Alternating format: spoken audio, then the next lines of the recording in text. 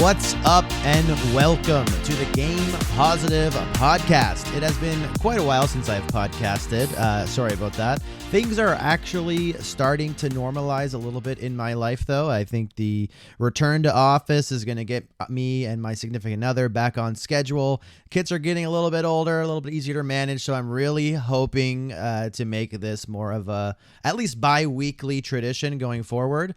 But there's quite a lot to talk about today. As the title says, we're going to be diving deep into what's going on with Xbox. This has been a bit of a, let's call it a roller coaster year for Xbox so far. And outside of a few tweets, I haven't really got a chance to sit down and really talk about it. And as a big Xbox fan, I think that is kind of my duty at this point. But before we get into that, I think we should start off with what I am playing. Right now, I am neck deep in a really awesome video game called V Rising. It's a vampire survival builder game. I will be producing some content on that over at SG. That is almost done and should be up, I'd say within the week, God willing. But it's a really, really fun game. It's a lot longer and there's a lot more meat on the bones here than I expected when I went into it. But it's probably my favorite survival game I've played so far, and I've played a relatively large amount of them. So I would 100% recommend picking that up. I'm playing it on PlayStation. I did play it also when it was in early access on PC. I would say if you are indifferent to the different platforms, you'd probably have a better time on PC. It's a little bit easier to control with the mouse just based on how the movement and the abilities work. And also there's a little bit here and there, some performance hiccups that I'm noticing on PS5. But one thing that I thought was really cool is actually when I started playing it, I accidentally, without realizing it, when I was choosing which kind of realm to create my character in, I accidentally selected one that was set to the hardest difficulty. And once I got to pretty much the end of Act 1, I quickly realized that I'm not going to be able to solo this game.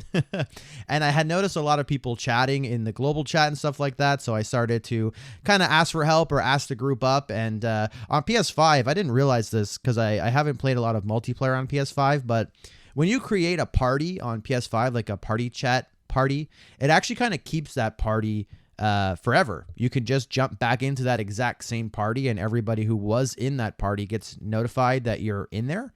And so this group, this party chat that I got jumped into with some other players on my server in V Rising is just kind of been a persistent thing. And every time I log into the game, I jump into that party chat. And if anyone else is playing, they jump in and we've been working on things together. I'm almost, I think I'm actually into Act 4, which is the last act. And I'm probably maybe a third of the way through that. Although I will say there is a massive, it's already been spiking like crazy difficulty wise. The boss fights are insane. It's actually kind of crazy how mechanically deep the bosses are when you compare it to something that's like a much higher budget, like a Diablo 4, as they have very similar combat styles. They're both like top-down isometric jobs there.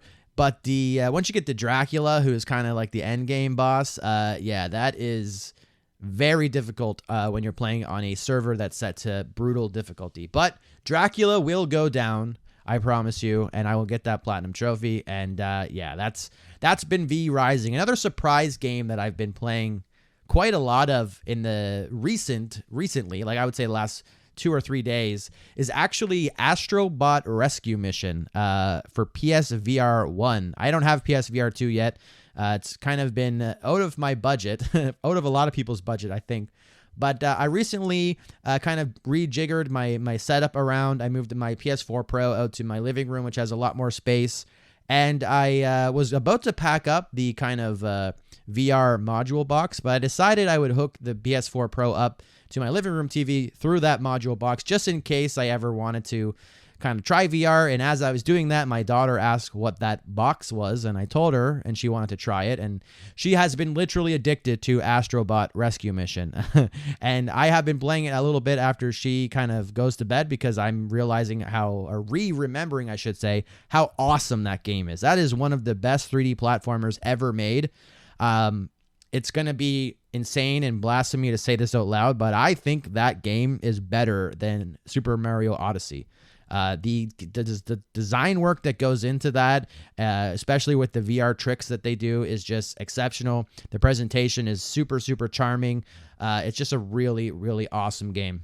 And I'm absolutely going to be pre-ordering the new Astrobot game and playing that at launch on PS5. It's just like, I love Astrobot, and all the new kind of cameos and stuff that they're going to throw in there are just going to be awesome to find. Really excited about that. With some more usual suspects, though, I have been just recently getting in. I didn't have early access to the next two games. Actually, both of them I didn't have early access to, so I'm kind of just jumping into both of them. First one is the World of Warcraft expansion, The War Within. It's amazing. It is absolutely amazing. It's kind of something that you don't normally see. I think that there's a common kind of story that goes with a lot of different games developments where this game comes out, it's super awesome, you really love it, and then some of the best kind of most important figures that are behind making that game kind of leave and move on to something else. We've seen that happen with Halo. We've seen that happen with Gears of War. We've seen that happen with tons of different games over the years where the kind of head people, the most important minds in crafting these games that we love, they just leave and they move on to other stuff for various different reasons. But in this case, with Warcraft, obviously that has happened over the last few years. But with The War Within, Chris Metzen, who was kind of like, there's a lot of people that went into making World of Warcraft as big and as amazing and as huge as it was. But for me personally, as a fan, he was the most front facing. He was one of the key artists and kind of world builders there. So in my opinion, he is one of the most important people in crafting that universe. And he's back at Blizzard now. And not only is he back at Blizzard to kind of lead the effort in creating this new expansion, but they have revealed that this is going to be kind of a trilogy of expansions that have one huge overarching storyline, and it really feels like a kind of new beginning for World of Warcraft. They've kind of shown that in the marketing materials. They've added a ton of really cool features just in general for this expansion, outside of it being this like epic 3 expansion narrative. Things like delves have been really cool to explore because they're dungeons that you can kind of solo and have companions help you fill the roles of like tanks or healers. And it's just been a really good time. I'm really enjoying it. Special shout out as well to the music. The music in The War Within is some of the best we've seen since the original 3 expansions in World of Warcraft. It's just some really fantastic stuff, and I'm really digging it. And finally, the last game that I've been playing is, of course, Concord. I will love to talk about Concord in more detail, probably in the next episode, because I kind of have a lot to say. I'll give you a brief spoiler. I am pretty much completely the opposite opinion on this game from what you see mostly online. I think if you look at the season gaming review of Concord, I align a lot more with Ains. I think the majority of the criticism that this game gets comes from people who have never played it. I think that's plainly and very, very obvious if you just look at what they're saying. Most people don't know what they're talking about. Does the game have some business strategy hurdles that it has to overcome? Absolutely. Do I think that it was a mistake to lead off with this grand cinematic story trailer piece before anyone knew that it was a PvP game at the reveal? I also absolutely think that was a mistake. I think that expectations were set for something, and then the feeling of being rug pulled when it's a 5v5 PvP game kind of is, in my opinion, the catalyst for why this game is struggling to find a player base. At least on PC, I'm not really having a big problem finding games on PS5 at all. And also people on PC, thanks to crossplay, they're also not having problems finding games. So there is a community here that's playing it. But the game itself is just fantastic. It's very, very well made. The mechanics, the shooting mechanics specifically, are incredible.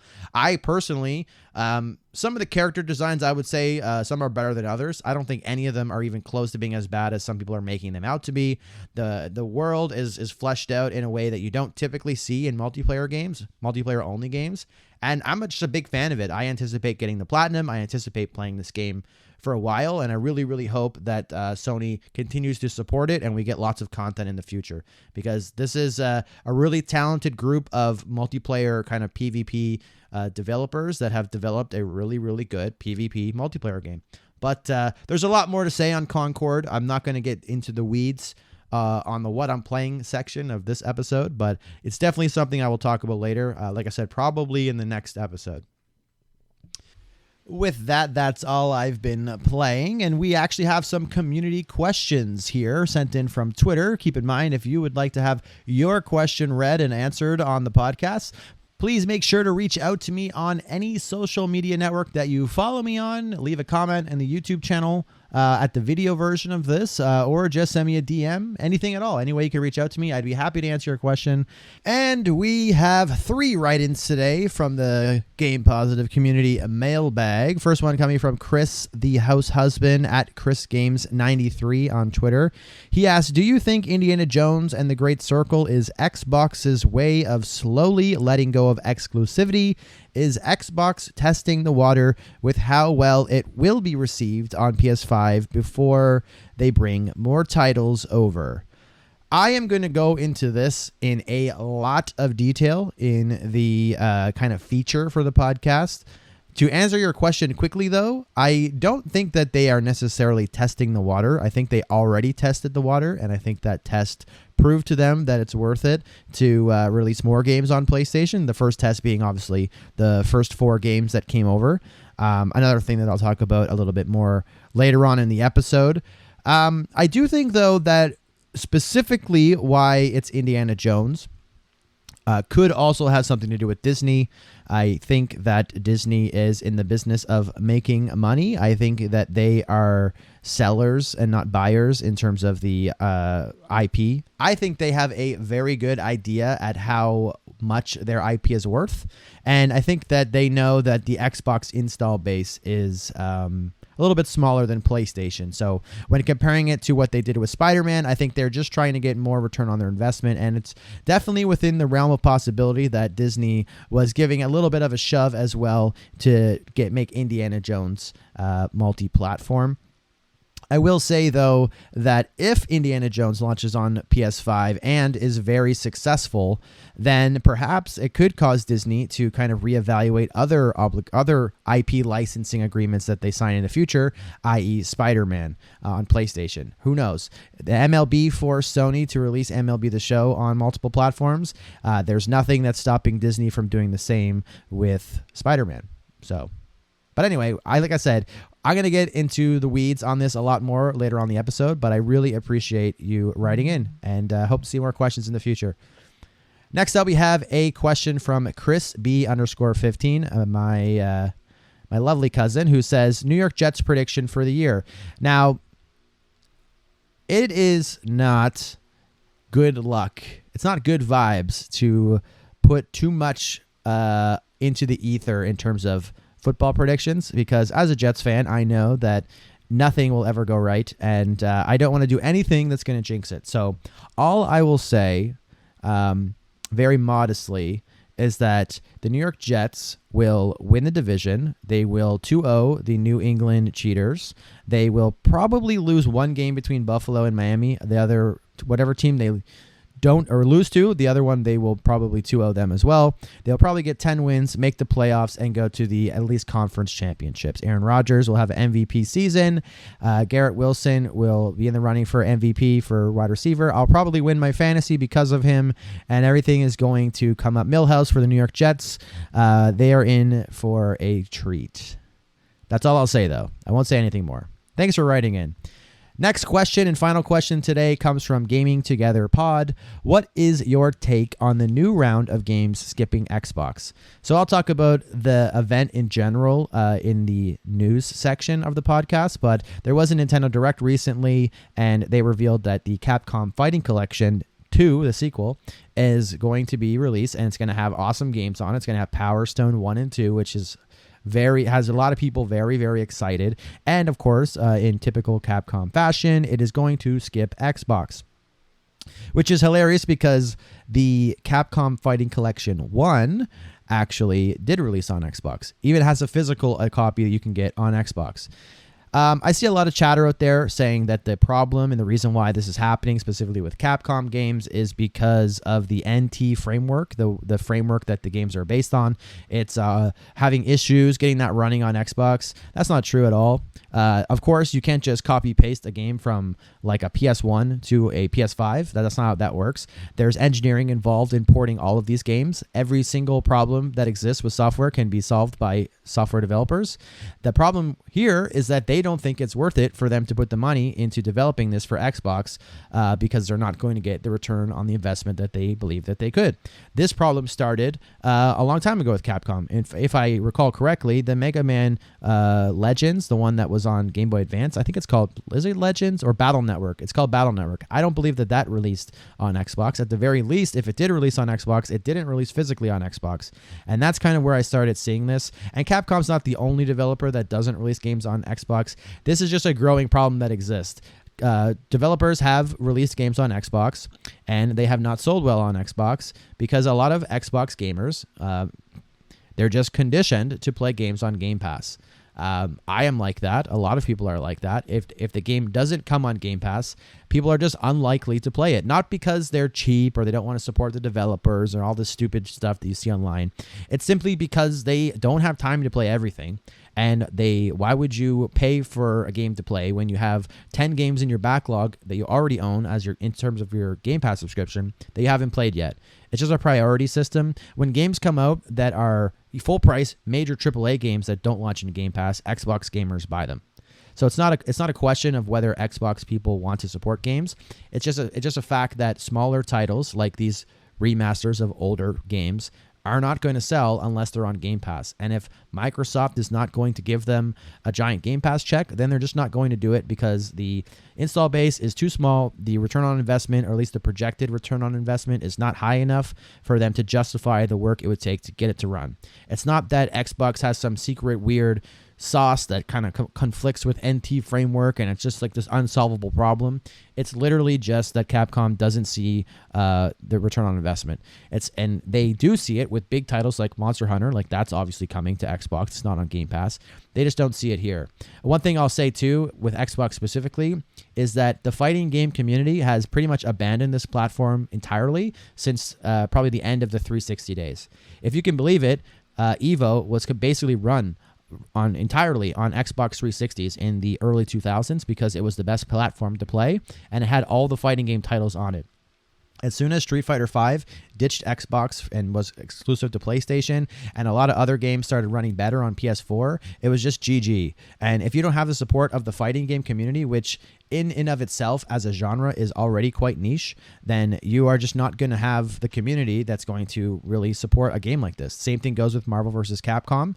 It's just not going to get there's just not enough people that are going to pay for it, that at least in terms of Capcom's thought process, and that's why it's happening. It is what it is. It's a business decision, and I don't know how that ever changes because we'll talk about it a lot more in the main topic of this episode, but I just don't see how Microsoft, with its current strategy, can solve the problem that they have when it comes to things like this happening. Like, how are they going to make these people, the publishers, see value in releasing these niche titles on Xbox when they're not in Game Pass? It's a tricky one, and it's something, like I said, I don't see them ever really solving. But thank you for the question, Nave. I'm assuming it's Nave and Gaming Together Pod. By the way, check out the Gaming Together Pod. I've been on there a few times. Great guys over there. And thank you to everybody who wrote in. If you want to hear your question read on the podcast, please feel free to send me a DM on Twitter or any other social network, or just reply to a thread, ask me a question, and I will put it in the notes to answer on the show. Thanks, guys. And now let's get into a little section I like to call Glass Half Full of News. First up in the news, let's chat about Season Gaming for a little bit. Just a quick rundown of what you can kind of check out over there. Alex has his review for Star Wars Outlaws that's up. Both the written video you can find on seasongaming.com and the video review is actually over on YouTube, which is really, really good.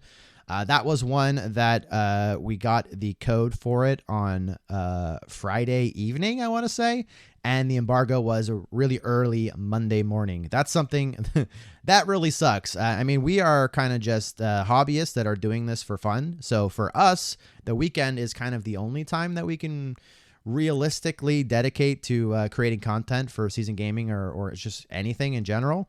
But for professionals who writing is their 9 to 5, it really sucks to get a code for a game at the end of the day on Friday heading into the weekend, because you have to basically work all weekend. You can make the argument that, is playing a game really work? No. I mean, playing games is fun, especially if you like the game, but having to rush through a big game like Star Wars Outlaws in a weekend and then write a review, edit a review, submit a draft, get it edited, make changes if necessary, record voiceover, record footage, or edit a like, there's a lot that goes into this, and I'm really proud of all the people that worked on that review and got that out. Also, Ains' Concord review that I referenced earlier, that's available written format on the website, and the video review is live as well. And it's not out yet at the time of recording, but my V Rising piece will also be live shortly. That will be a written piece. I don't think there's going to be a video for that one. Next up in the news, the PlayStation Plus monthly games were just announced today. We have the Quidditch Champions, which is launching day and date on the service. MLB The Show 24 is coming to the service, which is I believe, last year's game, if I'm not mistaken. And then Little Nightmares 2, which is coming, a really cool game as well, with its the sequel, Little Nightmares 3, just around the corner. Also in the news, yesterday, Nintendo actually had back-to-back directs. They had the Partner Direct and the Indie Direct. I would say that both of those were pretty cool. I think that the Indie Direct, though, really is what kind of set the stage. I think that was my favorite of the two. Some notable releases from the Partner Direct. You have Yakuza Kiwami making its debut on Nintendo with that version coming to the Switch. Probably kind of to line up with the release of the Netflix show. One of my personal favorite reveals is that we're getting some Shrek DLC for Power Wash Simulator. Also kind of surprising is Sea of Stars is getting a DLC with the Throes of the Witchmaker expansion, which looks really, really cool. We saw some trailers that showed off Dragon Quest III HD 2D remake, which looks really, really cool. SpongeBob is getting a new game, but this time you play as Patrick Star, which is an interesting twist. It's actually a physics game. It looks a little bit like Goat Simulator with Patrick Star, which is kind of cool. What my favorite kind of shadow drop, because there was quite a few of them, was the Wario Land inspired platformer Pizza Tower, which if you haven't heard of it, if I say there's a game called Pizza Tower that just released on the Switch, that might kind of just blow by you, but I promise you Pizza Tower is a ridiculously good game. It is a kind of Super Nintendo era side-scrolling platformer that has, if you just go look at the reviews if you don't believe me, this game has blown up critically, and it's something that I really just wanted to wait for a console release to play, because, I mean, who's going to play a 2D platform on PC? Like, it just doesn't really work. It doesn't really work. Also, the show opened, the Indie Direct opened with some really cool news about Balatro DLC. Now, it's not like content DLC in terms of like new cards, new gameplay, but they've had some cosmetic crossovers with like the Castlevania and the Witcher series and things like this, which is really, really cool to see. It's just awesome because you know that the developers or people within those teams just saw Balatro and saw how awesome it was and just really respect that. And I mean, I choose to believe that that's kind of how these deals, these crossovers kind of originated, was just a mutual respect for the teams that make those massive franchise games. Just seeing what one guy did with Balatro, I just think that's cool. I mean, it could have just been publishers talking and handing checks over. That's probably realistically what happened. But I like to believe that the developers just saw how good that game was and wanted to be a part of it in some small way. One game, too, that I want to put a little bit of a note on is a game called Europa. It's made by an ex-Blizzard employees, actually, and it looks kind of like a 3D platforming adventure game. with kind of almost a Studio Ghibli aesthetic. It just looks really cool visually, and I think that might be one to look out for. It launches on October 11th this year on Nintendo Switch. I think it's coming to other platforms as well, but at the time of recording, I'm not 100% sure. Finally, in the news, and this is kind of a light week on news because all of the major news is going to be talked about in our discussion topic here about Gamescom and Xbox and all that stuff. But QuakeCon did happen semi-recently, and they had a behind closed doors demonstration of Doom the Dark Ages, like a gameplay demo, long form gameplay demo. Obviously, I haven't seen it, but I have heard some people who have seen its impressions, and they are blown away. They did a similar thing with the original kind of release of Doom 2016. I remember them teasing it and then showing some people at QuakeCon. Eventually, I think it was like either a month or a couple weeks after that, they released that footage to the public. So hopefully they do the same thing here. But I thought Dark Ages was one of the standout games shown at the E3 showcase for Xbox, and I'm very excited for that game. They also revealed that the remasters for Doom 2 is going to be bundled in a package with the already made remaster of Doom 1, and it was dropped onto Game Pass with some new content, including new missions made by Machine Games folks, which if you play to what they've done for Quake, they're just masters at that stuff. And it's also a free upgrade if you've already owned either or of Doom 1 or Doom 2 remasters, which is really, really cool. Finally, there wasn't a huge amount of information at QuakeCon. It was more of a fan event, but they also revealed that Doom Eternal's dev tools are kind of being cleaned up a little bit and released for free use for modders to use and create their own stuff within that engine and within those tools. The dev tools themselves are very, very deep. They're pretty much the exact professional tools that the team at id used to make the game. So the sky's the limit for what we could see coming as mods for Doom Eternal, and I just look forward to seeing that. So with that being said, let's jump into our main discussion point. Let's talk about Xbox. So as you know, I am an Xbox fan. It's been my primary gaming platform since probably 2001. Will it continue to be, though? We'll have to revisit that question at the end of the episode. Like I said at the onset, it's been a roller coaster of a year so far for Xbox. And if you're not sure or kind of in the dark about what has been happening, let's get a quick recap here. So I actually want to start kind of before 2024. I think the Game Awards is a good place to start. The Game Awards in general has kind of been a thorn in Xbox's side, if I say so, in my opinion, I should say.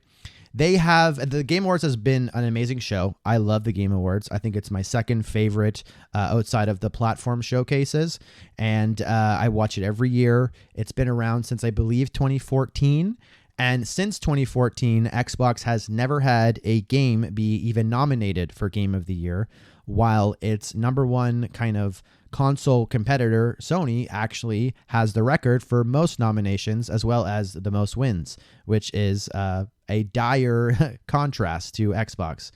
This year was a little bit different. No, they did not have a game nominated for Game of the Year. That streak is still continuing to this day. But they did have, in my opinion anyway, the best reveals, or we'll call it the best presence at the show. Blade, in my opinion, was the best game or most interesting thing that was revealed at the show. Followed up by OD, which is also an Xbox Studios game, with Kojima on the stage and Jordan Peele. Some people say that segment went on too long. Sure, I can agree with that, but it was still a really cool thing to have shown there, especially because Xbox having a partnership with Kojima is just something you would never have ever expected. And additionally, they did have a game, Hi-Fi Rush, nominated and winning an award for, I believe, Best Audio Design, which I think there might have been a Forza game, maybe, that has won something in the past. But outside of that, I think that could be the first ever game award that Xbox has ever won in 10 years, or just under 10 years, which is very insane. So you would think that the team behind Hi-Fi Rush would be very, very highly praised for such a great accomplishment. Hi-Fi Rush is one of the best games Microsoft has made in a long time, in my opinion. We'll circle back to Hi-Fi Rush soon. After that, after the Game Awards, we had the Developer Direct, which is the second kind of showing of this type of presentation, which is very, very cool. I love these. I hope they continue this tradition of doing these in January. This year, they showed Avowed, which looked great, Hellblade, which looked mind-blowing in the demonstration they had here. They kind of had a surprise showing of Visions of Mana, which at the time was seen as a giant win, because every Mana game in history has kind of skipped Xbox, and for this one to be kind of revealed at an Xbox event is a really good sign of things to come. Lots of good news coming. They also showed Aura History Untold, which continues to look like a pretty cool kind of competitor to those Civ style games. And then they ended with Indiana Jones, which looked utterly fantastic. It was teased a long time ago, but this was kind of the first real reveal of it. I'm a huge fan of machine games. Wolfenstein 2, fantastic games. Indiana Jones has been, since that Developer Direct, and still is, my most anticipated game this year. It was just an all-around great show. So Xbox started the year on a very, very high note. This was the year of Xbox, I said to myself. And then the rumors started to creep in. Rumors of Xbox releasing its own exclusive, I guess formally exclusive games on PlayStation. The rumors got so bad where you had... I'm not going to use the term credible, because I think that that's a determination that you'll have to make yourself. But I will say very popular media outlets were reporting everything was coming to PlayStation. Halo, Starfield, Gears of War. The rumors were kind of wild, so wild that Xbox had the most hilariously titled event I've ever seen, called the Xbox Business Update event. In the event, they tried to do the kind of good news, bad news sandwich by revealing that the first game from the Activision acquisition, which had closed right around the same time as the Game Awards, another thing that was really kind of putting wind in the Xbox's sails at the time, they announced that Diablo 4 would be the first game from that acquisition to make its way to Game Pass, which was really good news. They also announced that 4 undisclosed games will be coming to PlayStation and Nintendo where applicable. They wouldn't reveal the games, but they kind of gave some hints, and it was pretty easy to decipher which one of those games, or which games they were. Those games ended up being Hi-Fi Rush, Pentiment, Grounded, and Sea of Thieves. Phil Spencer also made an effort to state that Starfield or Indiana Jones would not be the games coming to PlayStation, a phrase that will possibly come back to bite him, which we will get to later. After that, people were a little bit in shambles. Some people that have tied their entire personalities to console warring for Xbox were literally losing their mind and changing teams. It was a weird time to be an Xbox fan, but don't worry if you thought things were bad. They are about to get worse. Microsoft then in May announced that they are going to be closing a few studios. They closed Alpha Dog Games, which was a mobile developer in my hometown of Nova Scotia. They closed Roundhouse Games and diverted most of those staff members to work on Elder Scrolls over at ZeniMax Online Studios. They closed Arcane Austin, this team behind Prey and Redfall, and they closed Tango Gameworks, the team that made the game which got the only game award in Xbox history. This news was upsetting to a lot of people, and I think deservingly so. Nobody wants to see anybody lose their job, but it stings even more when the first new IP, excellent game, critical darling, game award winning thing that Xbox has ever done, literally ever done when it comes to game awards, they literally killed the series and shuttered the studio. Also, this is the only studio that they have that is in Japan, which has been a sore spot for them since the dawn of Xbox over 20 years ago. Bad times for Xbox fans, but there was a little bit of a light at the end of the tunnel. After May, of course, is June, which means we have the Xbox Showcase. And I'm not kidding. This was literally the best showcase I have ever seen from any platform ever by quite a large margin. It was a tour de force, unstoppable, relentless showcase of game after game after game after game. There was no filler. It was just insane. This was just a remarkable thing, and having pretty much everything I think that they've shown launching day one on Game Pass is just like the cherry on top. There were games that we thought that were coming that were revealed and looked amazing. There were new games we never even heard of that showed up, like Expedition 33, that were amazing. Gears of War trailer, amazing. People were literally in tears watching it. It was just a insane showcase, the best I have ever seen. And I consider myself to be somewhat platform neutral in terms of hype for different things. So this is not fanboy talk. This was literally the best showcase I've ever seen. At this point, I was willing to forgive and forget everything that I had seen so far, just because of the hype that the showcase provided, to be completely honest. After the showcase, they revealed that they plan to have the biggest showing ever in Gamescom history. They were going to have the most booths, the biggest kind of area for play, and they were going to have 3 days worth of presentations, if you want to call it, or deep dives into all the games coming to Xbox in the near future. So we wait, and then Gamescom shows up, and on opening night live, which is kind of the kickoff live stream, the second last game that's revealed is Indiana Jones. We see a lot more of the game. It looks fantastic. The only thing that we were missing was the release date, and we got that. It's coming December 9th for Xbox. And then at the kind of post-trailer kind of stinger, they revealed that it's coming to PlayStation 5 as well in spring 2025. If you remember, Phil Spencer said that this is not one of the games coming, but alas, it is. Now, to be completely clear, when Phil Spencer said that, he was specifically referring to those 4 games which Indiana Jones was not a part of. He did not say it will never come. These are semantics, and these are things that you would file under technically true, which yeah, it doesn't stop people from completely freaking out. And yeah, now we are in the present time, and I think it's time to talk about Xbox and everything that's really going on, the changes that are actually happening here.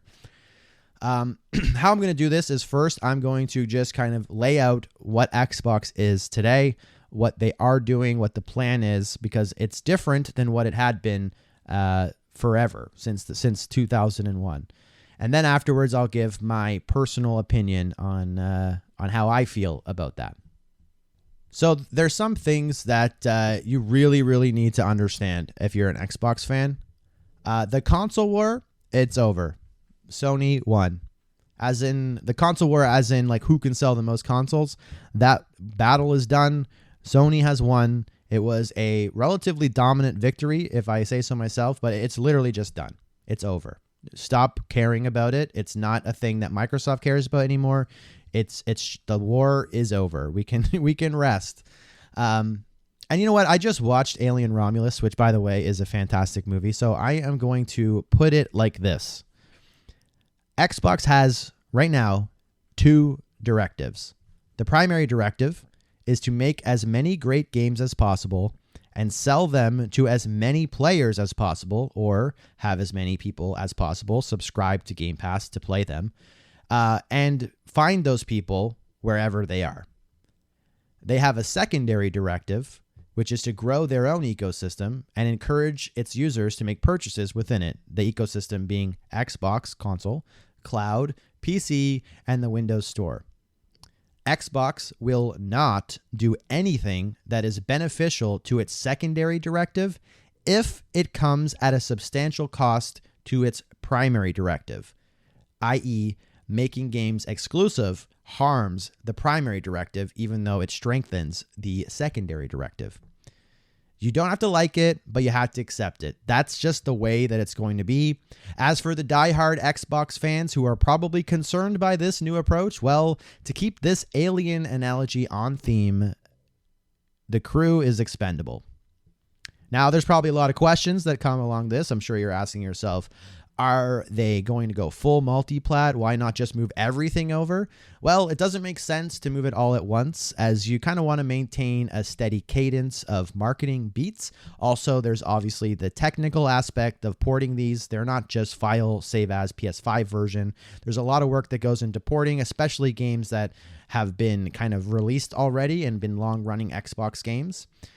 They would absolutely move everything over at once if PlayStation allowed Game Pass, though, although that would only be for Xbox first-party games because they would have to relicense all the third-party games again to be released on Game Pass for PlayStation in this made-up hypothetical. And most of the games for Xbox on PlayStation in this hypothetical would be cloud-only as well. Back to the technical aspect of porting them. To be honest, though, releasing Game Pass on PlayStation is probably the end game once there is a significant amount of Xbox games available on that platform. Although, obviously, it has to be something that Sony allows as well. It's not just Microsoft's decision alone. You're probably also asking yourself, why is Xbox doing this and Sony is not doing this? Well, first of all, this is just the way the market is moving. People nowadays, outside of Twitter anyways, care more about what they are playing versus where they are playing it. Sony is in a position of absolute power, and Xbox is not. The onus in this case is on Xbox to act first here. Sony moving games to Xbox would help Xbox more than it would help Sony, just based on the market realities of their individual install bases. Eventually, when Xbox games are more saturated on PSN, I think we will see Sony change its mind, depending on what happens with Xbox consoles, of course, in the future, which we'll talk about soon. Which leads me into the third question, you're probably asking. Which leads me to the next question. Won't people leave Xbox because of this? No. I'm sure, like I said, there are some people whose entire personality is built around console warring for Team Xbox. They will probably quit, or they could quit. We've seen this happen already, like I said before, to hilarious results. However, the majority of Xbox users will not leave as long as Xbox is in a healthy state, which it currently is. Your saves are here, your friends lists are here, your achievements are here, and most importantly, your digital library and all your purchases over the last decade plus are here. You're not going anywhere. And finally, the last question I have here is, how could the secondary directive ever grow without exclusive games? Well, the simple answer, for one, is Game Pass. But the more interesting answer is that since they are no longer fighting in the console war, they are no longer trying to grow their business on the console side by converting PlayStation users into Xbox users. Phil Spencer already admitted this in the Kind of Funny interview after the Redfall release. So they are instead trying to grow the secondary directive by finding new customers via cloud, via PC, via growing and adding more content to be able to be purchased in the Windows Store. And of course, there is the heavily rumored Xbox handheld that should be hopefully revealed anytime now. That is a new avenue for handheld users to jump into the Xbox ecosystem that doesn't necessarily come at the cost of trying to convert a PlayStation user. It's realistic to assume that a user could have a PlayStation and then buy an Xbox handheld for a different experience. And finally, let's talk about Indiana Jones.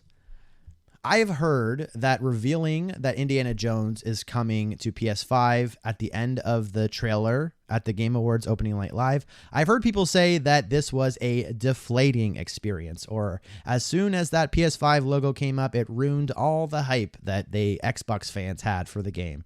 And to be honest, I just can't see the logic in this line of thinking. Let's explore the realities of what is actually happened, or what actually happened at opening night live. First of all, Gamescom is a kind of an open event. I'm sure you had to buy a ticket, but it's an open convention to the public to celebrate video games. The vast majority of the people that are at the event are PlayStation owners. I mean, the vast majority. If you don't believe me, look at the sales data in Europe between Xbox and PlayStation. It is a bloodbath. The vast majority of people watching from home are also PlayStation owners. Again, the PS5 outsold the Xbox 5-1 last year, which is quite insane. The trailer that they showed for Indiana Jones was incredible. It was the best look at the game we have had yet so far. The game truly looks like a fantastic experience. As it reached the end of that segment, you likely had the vast majority of people watching it agreeing with me that it looked like a great game, but they were probably somewhat deflated knowing that they're not going to be able to play it. Trust me, I watched every PlayStation E3 showcase that they've ever done, a lot of the time without owning a PlayStation console, and I know the feeling of seeing something amazing, like when Spider-Man was revealed, or when God of War was revealed, or The Last of Us, or Uncharted, or whatever, and seeing how cool it looked and not being able to play it. I know what that feels like, and that's what most of the people that saw Indiana Jones felt like. So at the very end, the reveal that they would get to play it is a massive hype moment for the vast majority of the people that were watching the trailer. So while a few people somehow might think that this is somehow a bad thing, that other people get to play the game that you get to play that looks amazing, the vast majority see that post kind of trailer stinger as the most hyped moment of the showcase. So it was a great way to reveal that it's coming to PS5, because at the end of the day, you need to realize that PS5 owners are Microsoft customers now, and Microsoft needs to treat them the same or at least as equal as possible to Xbox customers. I think most PlayStation users can understand the 6-month exclusivity window in some cases with Xbox Studios games, and most of them are probably just happy to have access to the game in general. I know that if God of War Ragnarok 2 was revealed to be coming to PlayStation, and then at the end they said it was coming to Xbox 6 months later, I wouldn't care about that 6-month gap as an Xbox user. I would just be extremely excited that I get to play an awesome looking game. And now you're probably saying that that's not what Sony does, though, with their timed exclusive stuff. Why is Microsoft making a big showcase about a game coming to a competitive or competing platform where Sony tries to hide as much as possible that some of their timed exclusive games are, in fact, timed exclusives? Well, they have different motivations. Xbox is trying to get PlayStation customers excited at the prospect of buying their games. PlayStation is trying to prevent Xbox customers from buying, or at least knowing that they could eventually buy some of their games at the same time. If it was up to Square Enix, for example, I'm sure that they would love to let Xbox customers know exactly when Final Fantasy 16 is coming to the platform, but Sony is in control, and they have their own motivations for why they're doing what they're doing.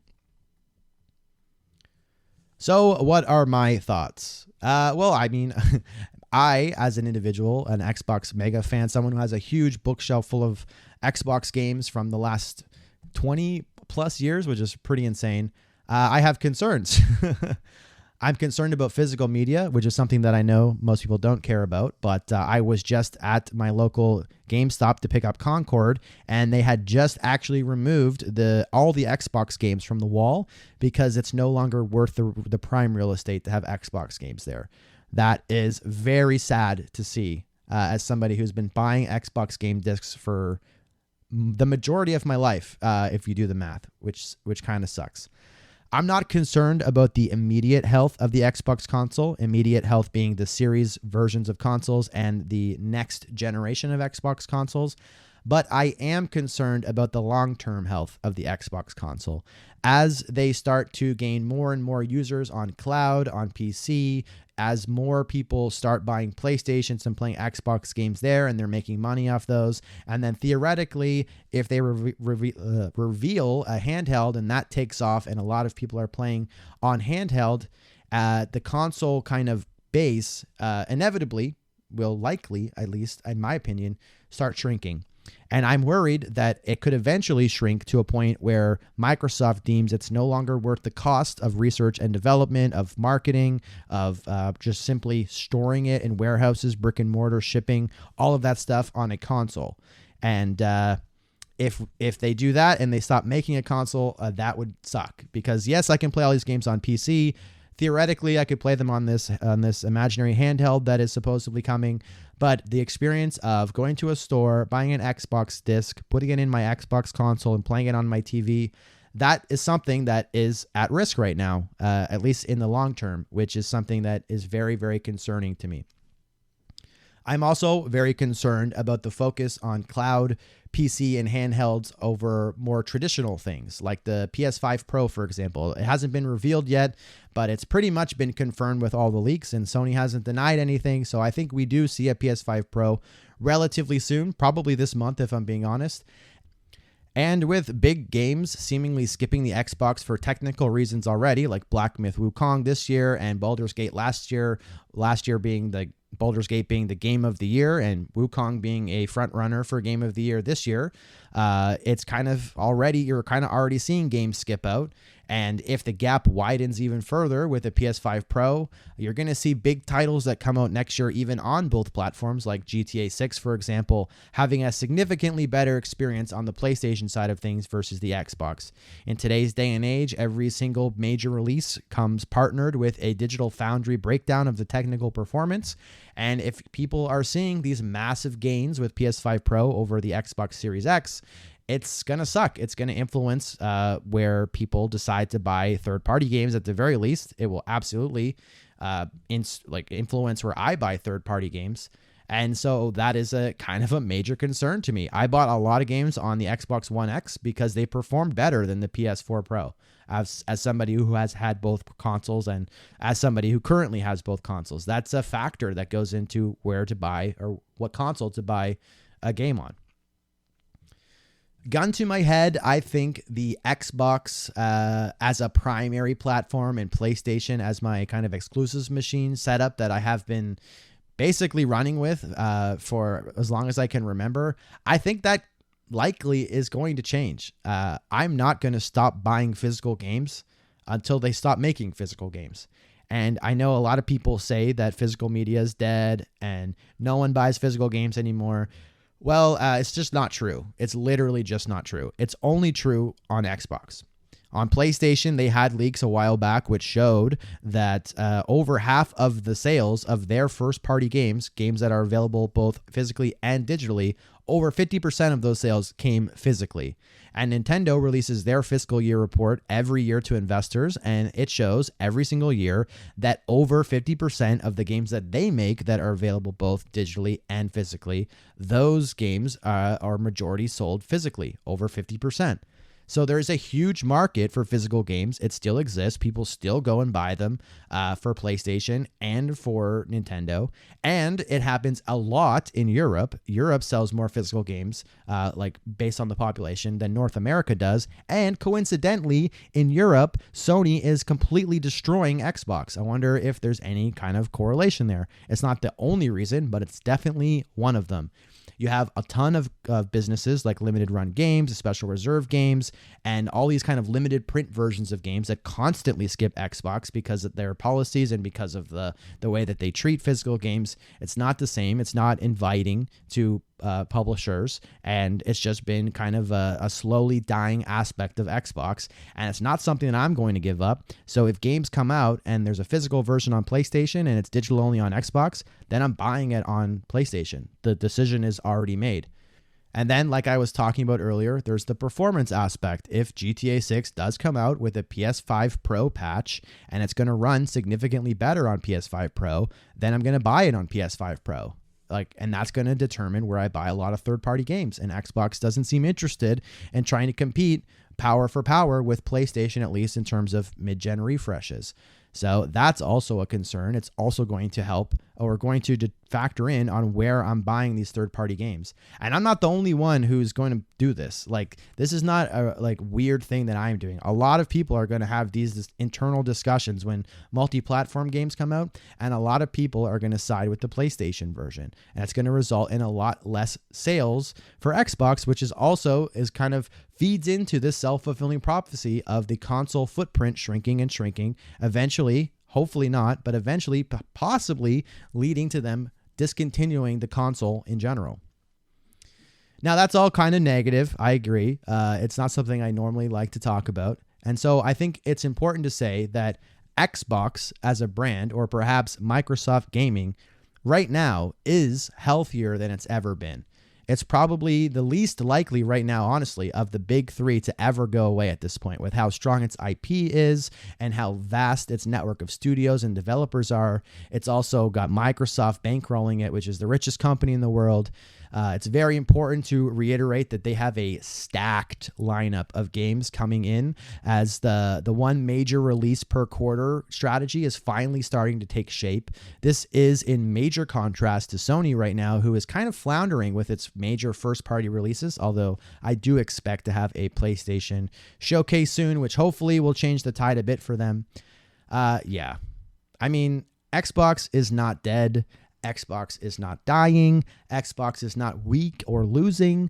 Business is booming over in Redmond, and we are going to see some of the best content we have ever seen come out of Microsoft in the months and years to come. However, where that content is played may look a little different for some people, unfortunately, including myself. Thanks for tuning in to the Game Positive podcast. Have a good one, and I look forward to seeing you again in a couple weeks. Take care.